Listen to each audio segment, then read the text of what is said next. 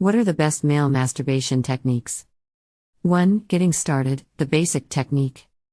Most people learn early on that their hand is the perfect friend with benefits. It's natural, effective, and a lot of fun. 2. Your hands twin? Even at this basic level, you can still spice things up nicely by using your other hand. Here are some ideas for you to try out. Use one hand to move up and down the shaft while the other plays with the head of your penis. 3. Don't leave your balls hanging. Your balls are more than just an odd-shaped storage facility. They're an erogenous zone which you can use to heighten your orgasms. 4. It's not just women that have multiple erogenous zones. Even though the majority of masturbation techniques are centered on the penis and balls, there are other parts of your body that respond well to a little attention. 5. Moving south, the perineum. The perineum is the area in between your anus and balls.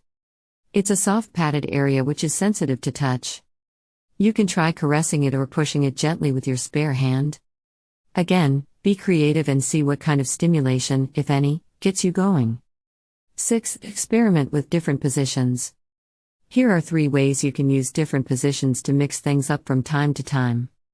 7. The Holy Grail of the male G-spot. Some cynical folk will say the male G-spot is a lost Atlantis which never existed in the first place. Others claim that we are in fact blessed with 2 G-spots. 9. The slippery joys of lubricant.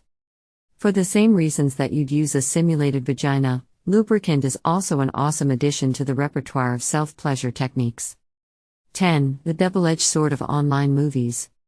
Adult movies can be great if used the right way, but they can also be problematic if watched without any thought. 11. Sex toys Santa won't deliver. There are loads of great sex toys you can use in combination with the masturbation techniques in this article. For example, you can try out a realistic vagina mouth sleeve.